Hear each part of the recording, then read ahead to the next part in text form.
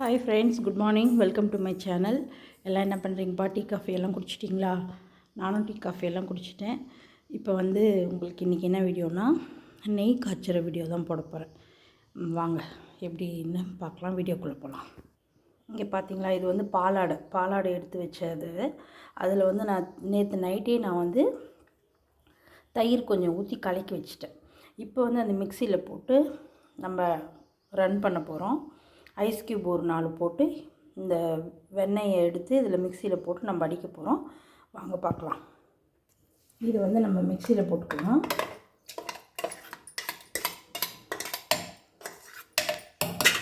போட்டுட்டு பாருங்கள், ice cube எடுத்து வச்சுருக்கேன். அது ஒரு 4 போட்டுக்கலாம். 4ன்றதை விட கொஞ்சம் நிறையவே போட்டுக்கோங்க, அதனால் ஒன்றும் இல்லை. இதை நம்ம இப்போ மிக்சியில் போட்டு வந்த மாதிரிங்க. இங்கே பார்த்தீங்களா, மிக்சியில் போட்டால் இப்படி தான் இருக்கும். இதை எடுத்து நம்ம இப்போது இந்த தண்ணி எடுத்து வச்சுருக்கோம் பார்த்தீங்களா, அதில் போட்டுடணும். இங்கே பாருங்கள் ஃப்ரெண்ட்ஸ், அப்படியே இதாகிடுச்சு பாருங்கள். வெண்ணெய் எப்படி தேழுது பார்த்தீங்களா. இதை அப்படியே நம்ம உருட்டி எடுத்து இன்னும் ஒரு 4 தண்ணியில் மாற்றி மாற்றி நம்ம கழுவணும். அப்படி கழுவணுன்னா தான் அந்த ஸ்மெல்லு கொஞ்சம் இதாமல் நம்மளுக்கு ஒரு நல்ல இதாக கிடைக்கும். பாருங்கள், இது நான் 1.5 மாதமாக சேர்த்து வச்ச பாலாடை. முதல்லலாம் நான் அடிக்கடி செய்வேன், இப்போ கொஞ்சம் விட்டுட்டுருந்தேன் கொஞ்ச நாள். சரி, அதை திருப்பி கண்டினியூ பண்ணுமேன்ட்டு தான் பாலாடை எடுத்து வைக்க ஆரம்பித்தேன். ஆனால் இதில் கொஞ்சமாக தான் நம்மளுக்கு நெய் கிடைக்கும். நிறையெல்லாம் கிடைக்கணும்லாம் நினைக்கணும். நம்ம அப்படி நம்மளுக்கு நிறைய வேணும்னா ஒரு 3-4 மாதம் எடுத்து வைக்கணும். ஆனால் அவ்வளோ நாள் எதுக்குன்றதுனால தேவைக்கு ஏற்ற மாதிரி கொஞ்சம் கொஞ்சமாக நம்ம எடுத்து வச்சுக்கலாம் அப்படின்னு எடுத்து வச்சுருக்கேன். இருங்க, நீங்கள் என்ன பண்ணணுன்னா, பாலாடெல்லாம் நிறைய சேர்த்துட்டு உங்களுக்கு எவ்வளோ தேவையோ அவ்வளோ பாலாடை சேர்ந்ததுக்கப்புறமா என்ன பண்ணணும், அதை எடுத்து ஃப்ரிட்ஜிலேருந்து எடுத்து வெளியே வச்சுட்டு தயிர் கொஞ்சம் ஊற்றி நீங்கள் அதில் கலந்து வச்சிடணும். கலந்து வச்சுட்டு தான் மறுநாளோ இல்லை காலையிலேயே நீங்கள் தயிர் ஊற்றி கலந்து வைக்கிறதா இருந்தால் சாயந்தரமே வேணால் செய்யலாம். அப்படி இல்லை நைட்டு தான் நீங்கள் கலந்து வைக்கிறீங்கன்னா மறுநாள் இந்த மாதிரி டைமில் நீங்கள் செஞ்சுக்கணும். தயிர் ஊற்றி கலந்து வச்சிங்கன்னா தான் வெண்ணெய் தனியாக பிரிஞ்சு வரும்.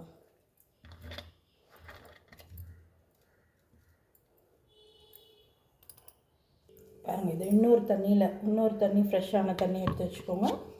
அதில் போடுங்க. ஒரு 2-3 தண்ணி முடிஞ்ச அளவுக்கு மாற்றிக்கிட்டே கழுவணும், அப்போ தான் நல்லாயிருக்கும்.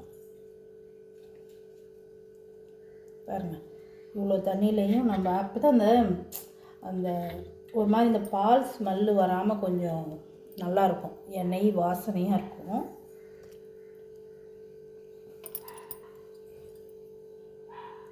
பாருங்கள், இன்னொரு தண்ணியிலையும் கழுவிக்கலாம். அப்புறமா இதை எடுத்து போட்டு பாண்டலில் போட்டு காய வைக்க வேண்டியதுதான். இப்போ ஸ்டவ் பற்ற வச்சுக்கிட்டு சிம்மில் வச்சுக்கோங்க. பாருங்கள், இந்த வெண்ணெயை எடுத்து அப்படியே ஸ்டவ்வில் போடுங்க. பாண்டில் நல்லா காஞ்ச வாட்டி ஸ்டவ்வில் போட்டு கொஞ்சம் சிம்லேயே வச்சு நல்லா கலக்குனிங்கன்னா நெய் பிரிஞ்சு வந்துடும்.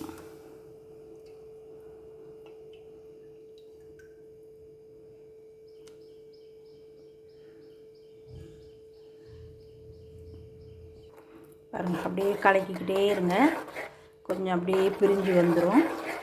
இறக்கும் போது ஒரு 4 கருவேப்பிலை போட்டுக்கோங்க. அப்படி இல்லைன்னா உங்களுக்கு முருங்கை இலை கிடச்சிச்சின்னா முருங்கை இலை கூட போட்டுக்கோங்க. ஒரு சின்ன சிட்டிகை உப்பு போடணும். பார்த்திங்களா, ஒரே ஒரு கல் உப்பு போடணும். எப்பயுமே நெய் காய்ச்சும் போது ஒரு கல் உப்பு போட்டே ஆகணும். இது நல்லா பிரிஞ்சு வரட்டும். இருங்க,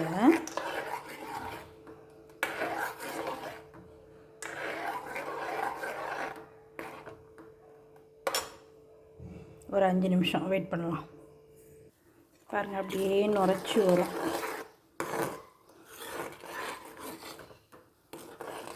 இன்னும் கொஞ்சம் நல்லா இதாகணும்.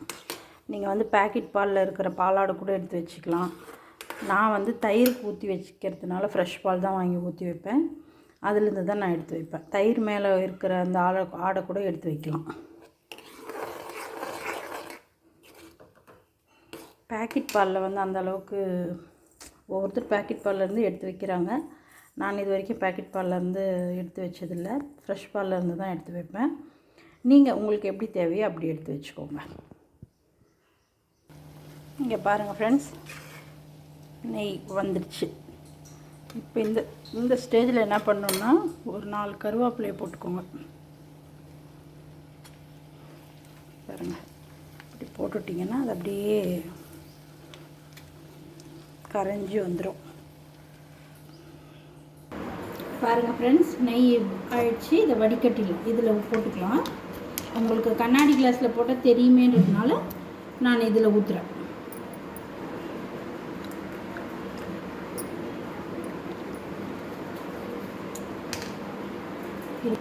வடிகட்டு கொஞ்சம் ஈரமாக இருந்துச்சு, அதனால தொடச்சிட்டு வந்தேன். ஈரமாக இருந்து வடிகட்டினோம்னா நம்மளுக்கு சீக்கிரமாக இதாகிடும் நெய், அதுக்காக.